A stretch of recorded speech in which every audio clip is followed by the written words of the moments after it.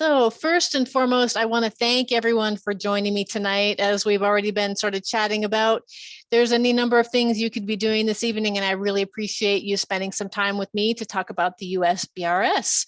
And I just want to let you know in advance also that we will be recording this event so that the recording will be available for other folks who couldn't make it this evening.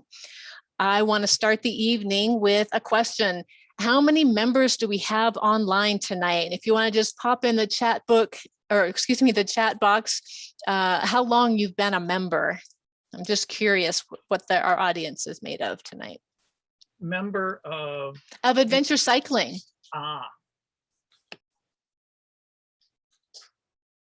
2 weeks, 1 year, forever. Life member, 20 plus. Wow. Great. Looks like we've got a wide breadth of membership. This is fantastic. So glad to have you all here. So since you're members, I assume you probably already know something about the United States Bicycle Route System. And for those of you who don't, or maybe who are not members, I'm going to give you just a little quick overview before we get going too far. So, and actually, I'm even going to preempt that and introduce myself first.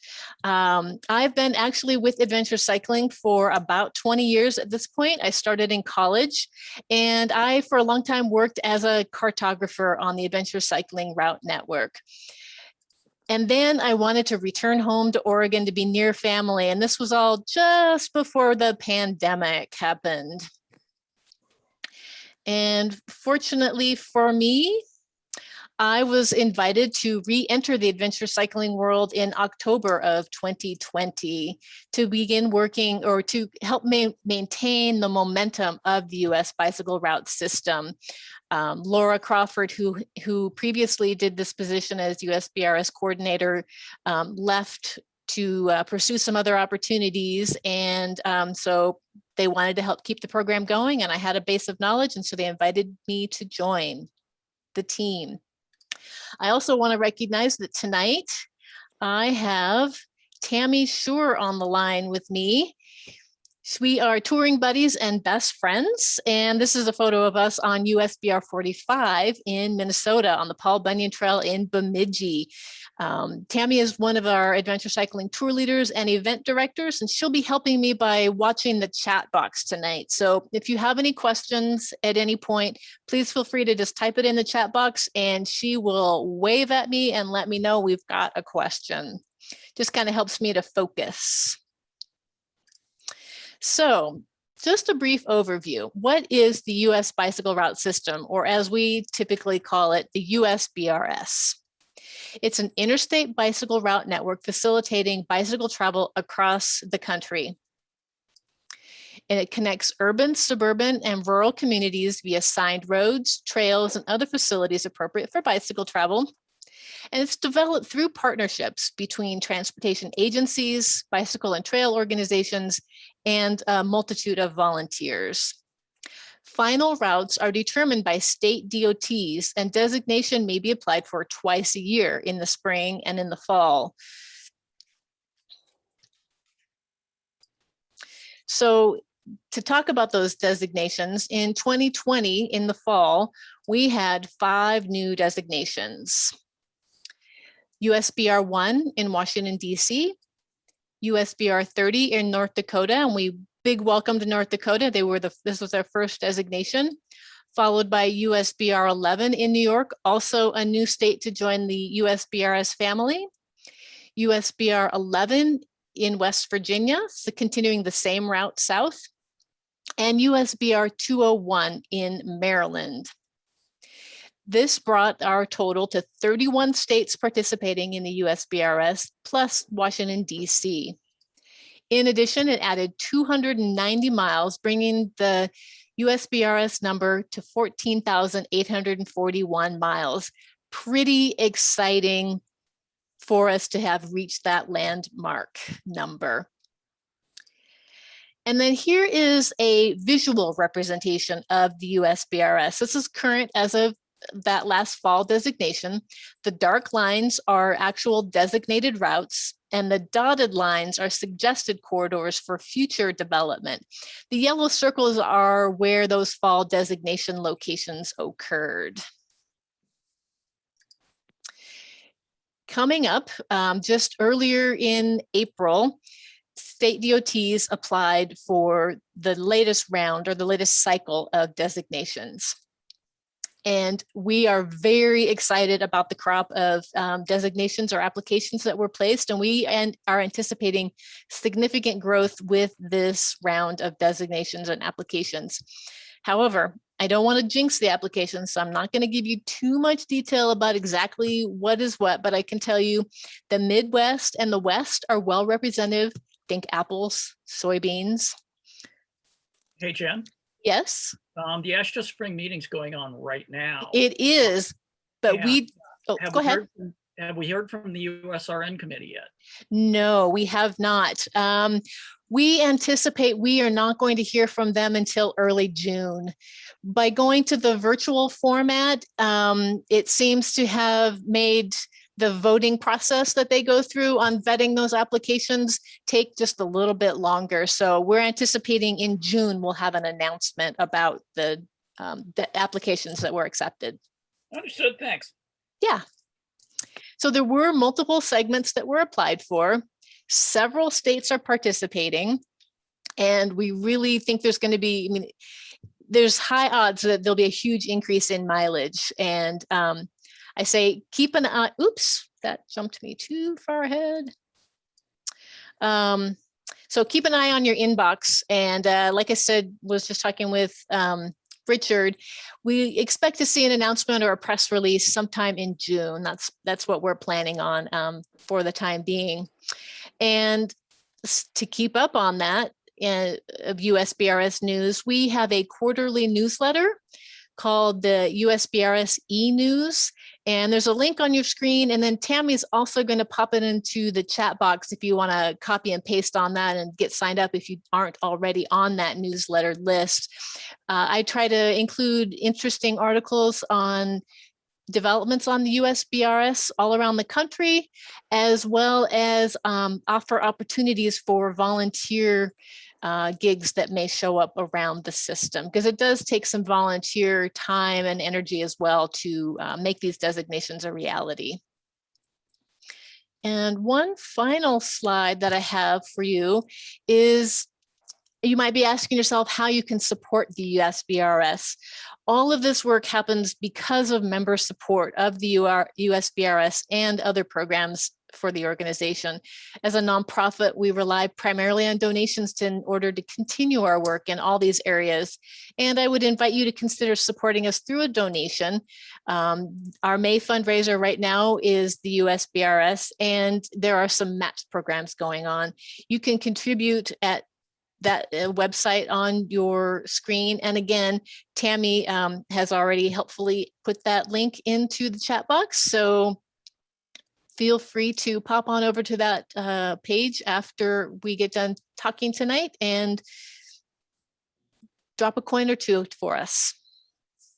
So that is basically the presentation I have for you tonight. Do you have any questions for me? Tammy, what do we have in the chat box? You do have some in the chat box. And the first one is, at some point, could you discuss how the Greenway relates to USBRs? Let me just finish that. Hold on. I've used both. Oh, go ahead. I'm just finishing there.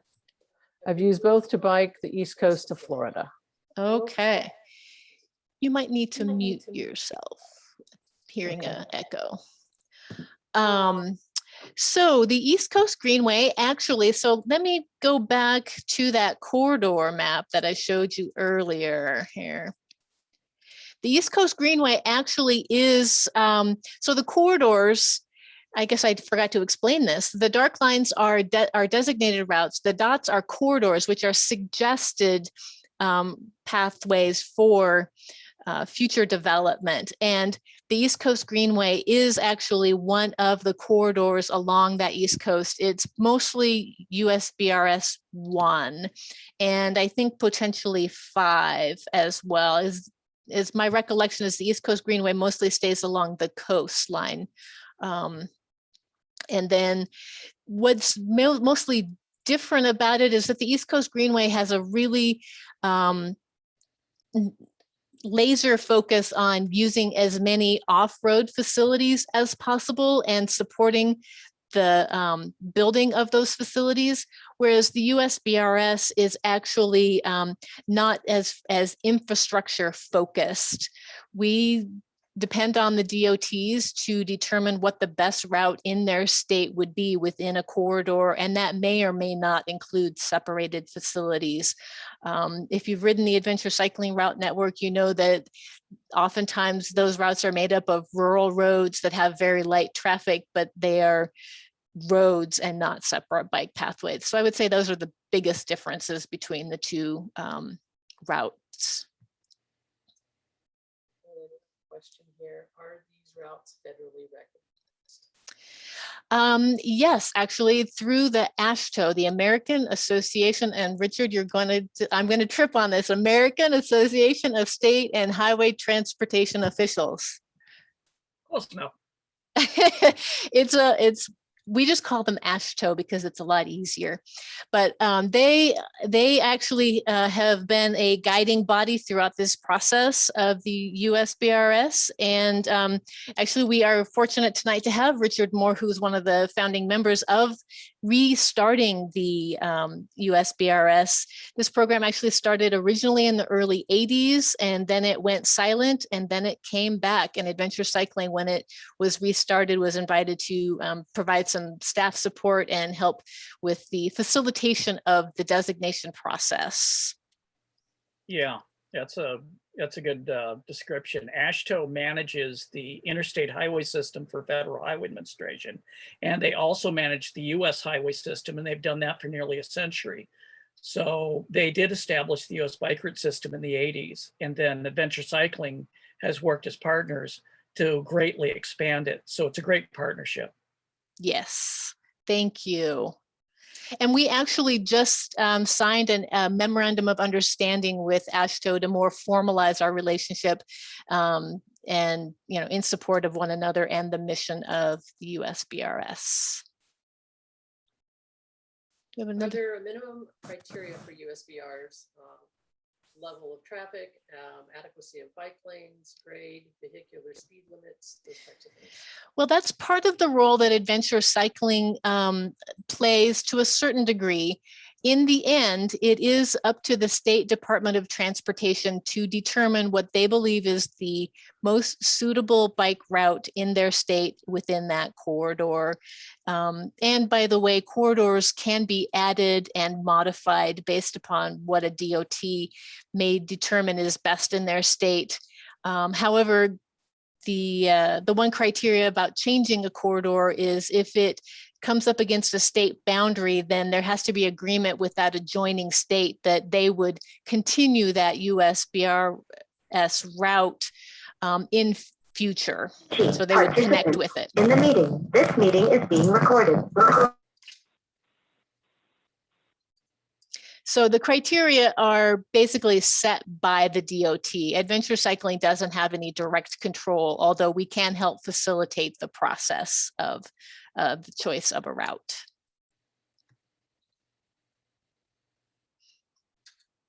Do we have another question?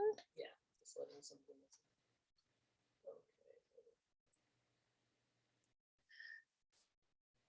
Oh, so people are not hearing the question. I'm sorry.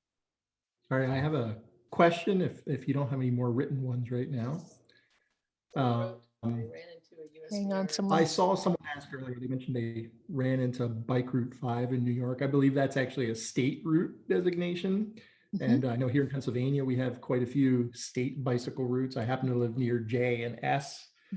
Are the states amenable to having their routes kind of sucked into and or relabeled as part of the US bicycle route system, or do they want to keep their routes for themselves kind of deal? What's the What's the lowdown on that situation? Well, I would say it probably ultimately varies from Department of Transportation to Department of Transportation. However, the intention of the USBRS is to be an interstate system. So a state system is contained within that state, whereas the USBR allows interstate travel, travel from one state to the next, which is why there needs to be agreement with an adjoining state if a corridor gets moved or wants to be moved. So I think as appropriate, there are states that are looking at incorporating their state network into our national network. Oftentimes that's a really great place for them to start the process. If they already have a route they feel good about that adjoins because that's part of the, that would be one of the criteria for an adventure, or excuse me, for a USBR, is that it hits a neighboring state border. I'd like to just say something in answer to that. They go from one border to another, either east, west, or north, south. Yes, generally speaking. In New York State, we co-designated most of New York Bike Route 14 with US Bike Route 11. You can see in the circle above, up near the border there of Lake Ontario. But yeah, that right up there, that you can see right at the bottom, there's a little hook there. Well, at the bottom, it joins in. We had to turn a little bit to the west for US Bike Route 11 to meet Pennsylvania Bike Route G, which is this line here.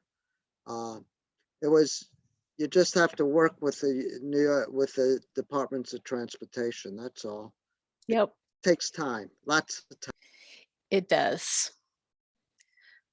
Okay, do we have another question, Tammy? We have one that says, besides monetary donations, how can we support or advocate for it locally?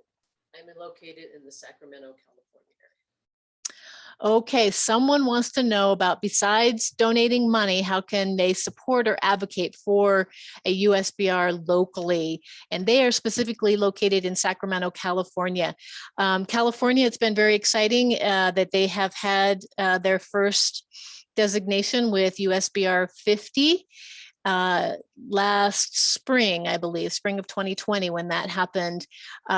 So typically what happens is if a state, like an advocacy group or a club, would like their state to participate in a USBRS, we'll put out a call for volunteers.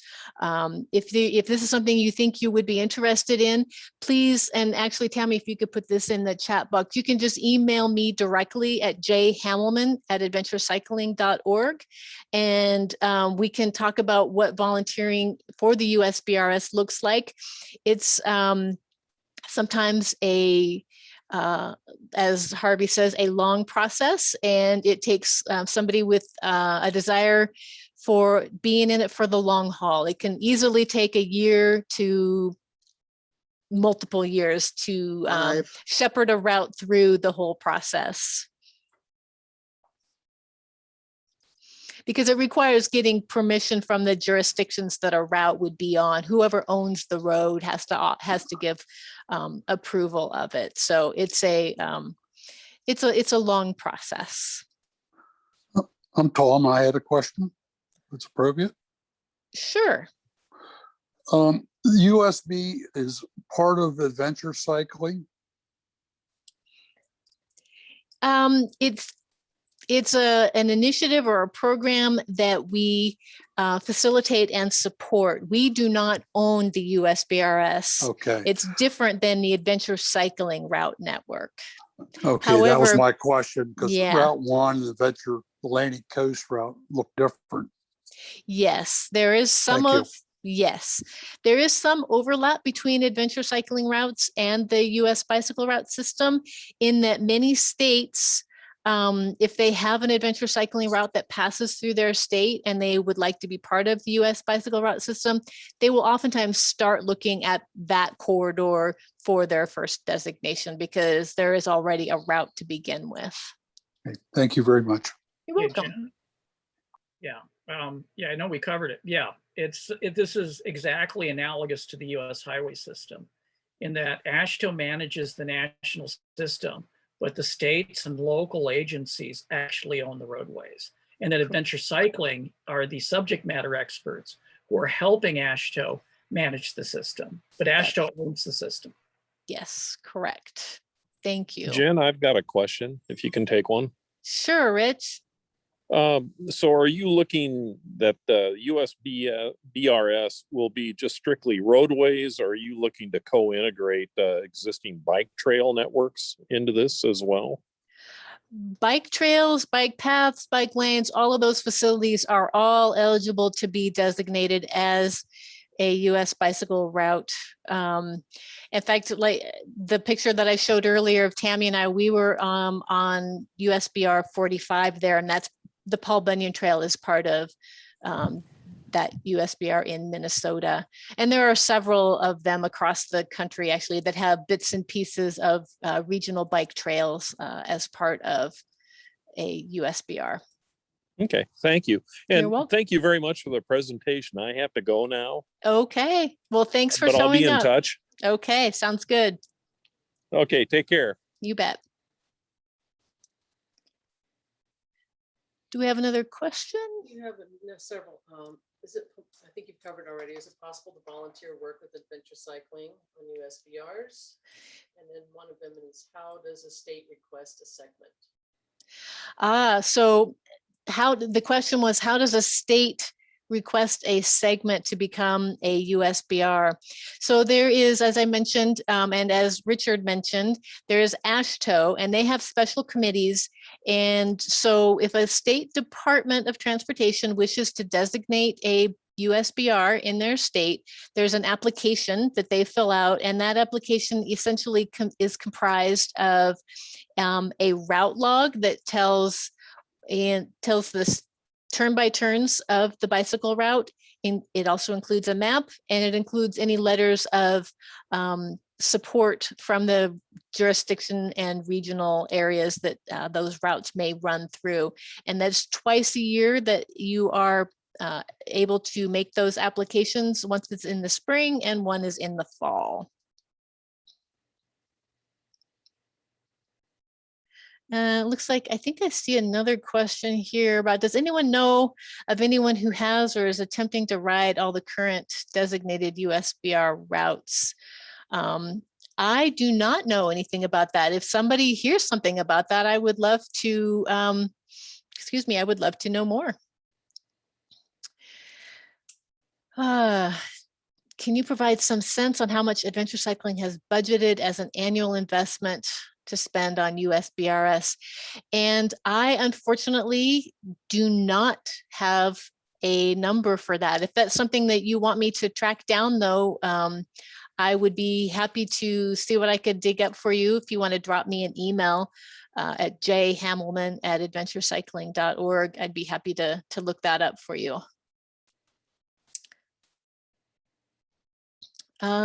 Someone is asking about how the rumble strip conversation on USBRs with state transportations. Well, we're currently working, Sarah Snow, one of my colleagues, is working with the state of Georgia on their rumble strip policy right now. We have a rumble strip white paper that the organization put together, and we share that with DOTs whenever possible, to help them to understand how rumble strips can be used effectively for motorist safety as well as cyclist safety. So it's an ongoing conversation. That's how I would put that at this point. I'm aware of some pending route proposals following freeways. This seems contrary to bicycle travel goals. Why does adventure cycling support this? I'm not sure. I'm guessing you're asking about interstates, and again, it depends on the state DOT what their goals are and what they have determined to be the most suitable for a route in their state, attempting to connect particular communities or tourist destinations. In some parts of the country, like far west Texas and some parts of other really rural areas in the country, the interstate may be the only way to get between point A and point B. So that's, you know, that's just a fact that there's not much getting around at this point.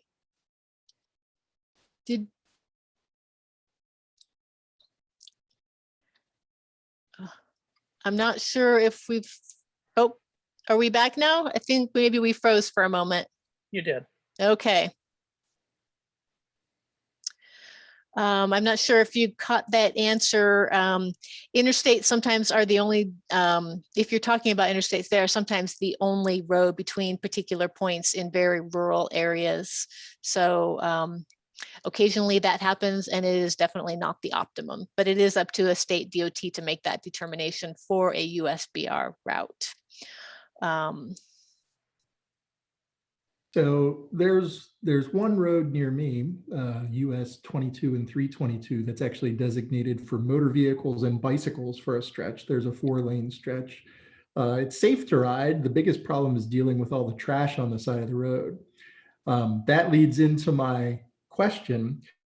Is a US bicycle route have better long-term sustainability if it's on federal and or state roads? I imagine that once you start incorporating county roads and local roads, you have so many people responsible for maintenance and upkeep of various pieces of the highway. It just invites it to degrade when people don't have it in their budgets or don't have the time to spend for it. If you have a good state and it's on mostly state routes, they can keep that going pretty well. Do you have any thoughts on that? Well, my first thought is that it is a mixed bag, honestly, as far as that kind of maintenance of these routes is concerned. There are actually communities in these corridors who have kind of courted having a USBR route come through their community. And so it's in their interest to keep cyclists safe and to keep those routes and roadways safe for cyclists to ride. So I don't know that necessarily it's a better guarantee that it's going to be any more more highly maintained if it's a state route versus if it's a county route. I think it's highly variable, quite honestly.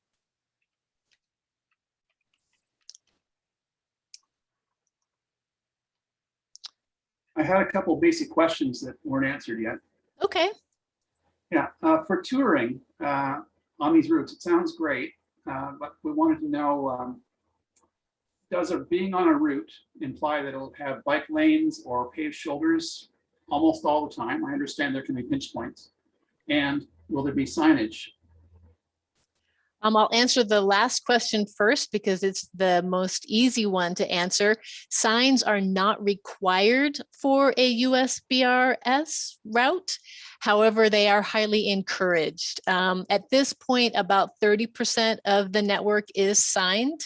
I'm aware that there are a couple of states that are working to get towards having their route signed. Personally, my experience is when they're signed, it's really wonderful. And so I'm always doing what I can to help a DOT make that decision in the direction that I think is best for a cyclist. As far as whether the route will always have bike lanes or shoulders, that is not a guarantee. And so a couple of points to make about that.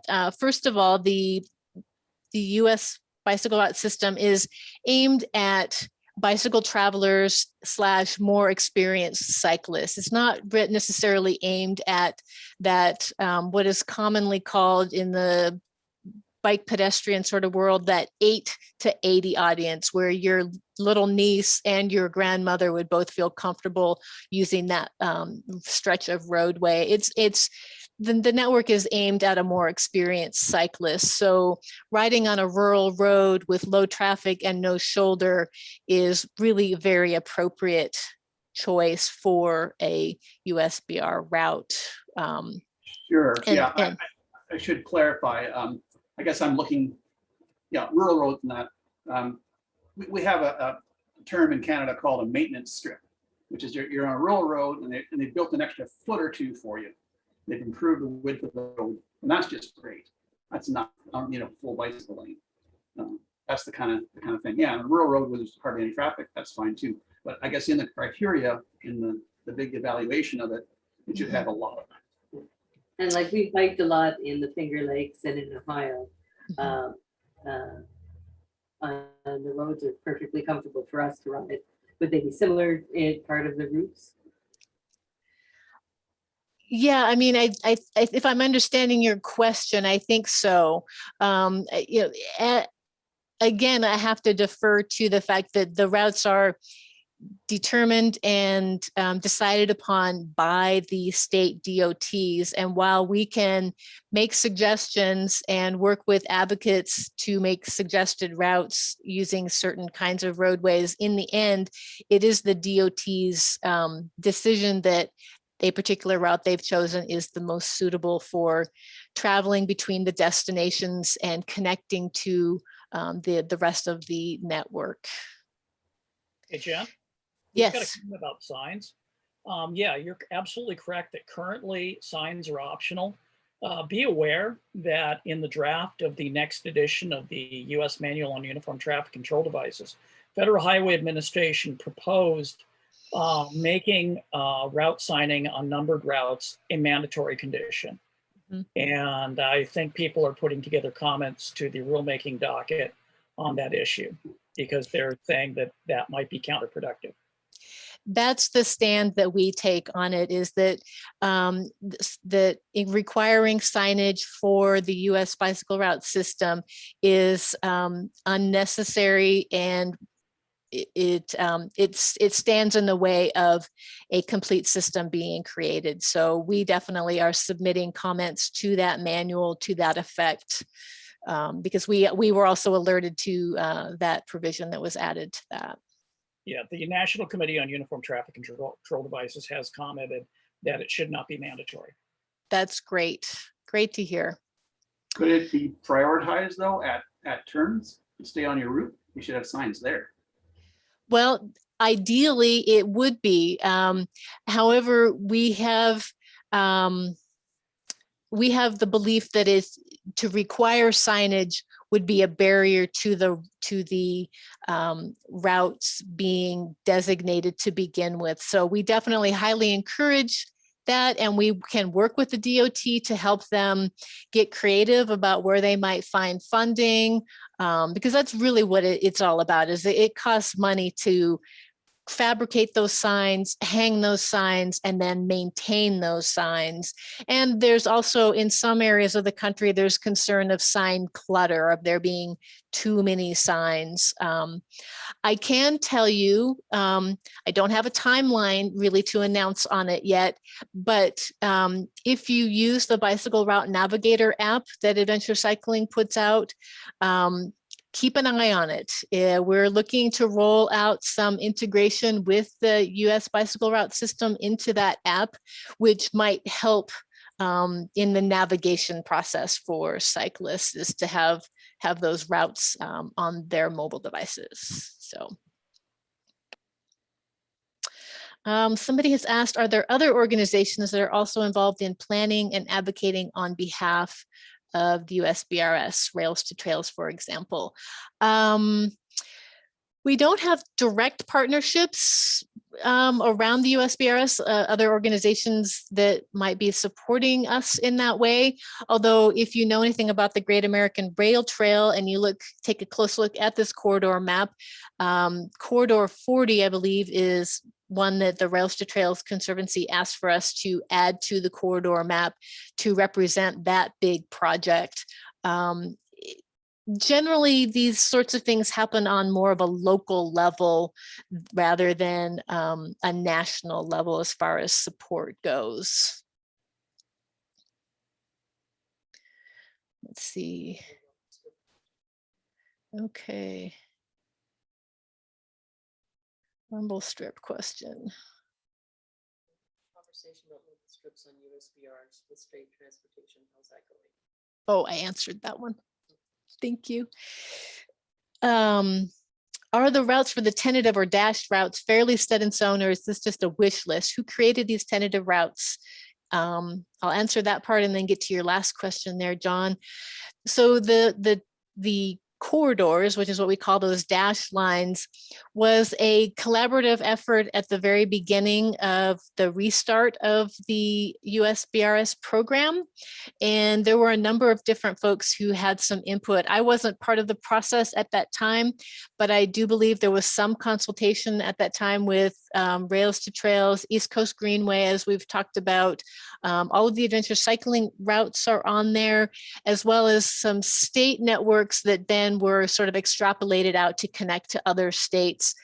And they are not set in stone. In fact, we're working with AASHTO right now on a formalized process for a state to apply to have a corridor significantly moved within their state. So it's a living sort of program, and we don't have any average traffic count criteria for routes. So. Yeah, I chaired the task force from 2003 to 2017, and there should be a document on the ACA website with the entire history. And if you look that up, it gives a lot of the background information. Yes, there is an extensive document about that.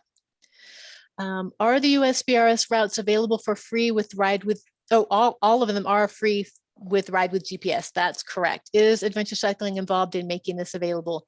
Yes. In fact, I am working on that very much right now, that whole pot of spring designations.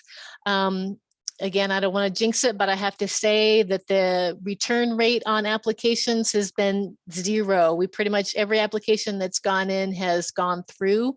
So I'm working forward on that batch of spring designations as if they're all going to happen. And I'm madly, myself and Carrie Irons, who is one of our long-term, highly valued volunteers on this program. He works very much directly with the DOTs and jurisdictions gaining approvals for these routes in the various states. And he also works with the Ride with GPS maps, which is how we communicate back and forth with volunteers about proposed routes, is through that Ride with GPS system.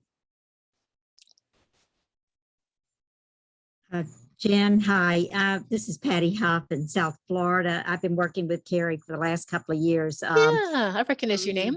Yes, hi. With US Bike Route 1. And I just wanted to encourage, I got in a little late because I was on, they said it was at the capacity. So I couldn't hear the whole program, but I just wanted to encourage anybody in your area to help with helping with designating the US bike routes, because it does take years. We've been working on the South Florida US Bike Route 1 for the past, I think, 3 years now. It's been 2 or 3 years, just updating it.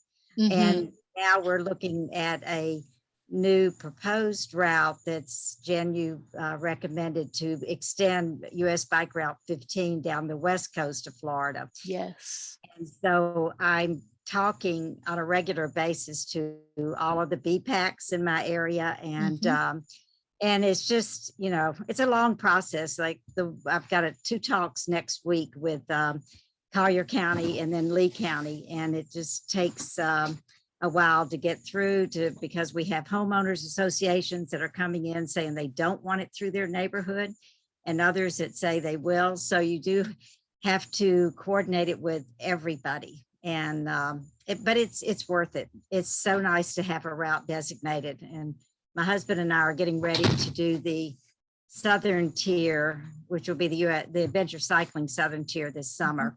And it'll be our 3rd time across the United States. But that's what got me involved with it. And I, just going across country and joining adventure cycling many years ago. So, but if you're in your local area, help.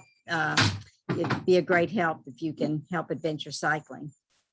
Thank you for the endorsement of volunteer work, Patty, because this work, could not all be done just out of the Missoula office. It definitely takes those feet on the ground, willing to go to some meetings and make some phone calls, and then go to another set of meetings and make some more phone calls, because it is a process. So thank you for your time, Patty. We really appreciate it. Any real progress to report on certifying routes through Illinois? St. Louis appears to be an important hub. We would love to have Illinois be a more active participant in the US bicycle route system. And at this time, we've been told by the DOT that they don't believe they are going to participate. So if you want to see it happen, I highly recommend getting in touch with your district that you might live in of the DOT, and put it out there that you would like to see it and are willing to help them make it happen, because at this point, we don't see any movement coming from Illinois. So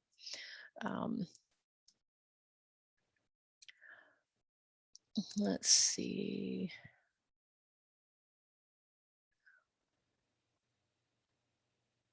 Wow, so we're coming up on the 45-minute mark, and I think Kate had marketed this meeting as being 30 to 40 minutes. So I think maybe I'm going to call it at this point, but I really appreciate everybody for showing up tonight. I thank you. I know there are a dozen other things you could have been doing tonight. And I noticed there are a few more questions in the chat box. I'm going to save out this file and see if I can follow up with folks afterwards. So again, I thank you for being here tonight, Thank you. and wish you all a good evening. Great. This was a great webinar, and feel free to reach out if you need anything. All right. Thank you, Richard. And thank you, everyone. I really appreciate you being here tonight. Thank you, Jen. Jen. Good night. Thank you. Thank you. Thank you. Excellent. Education. As an elementary school teacher,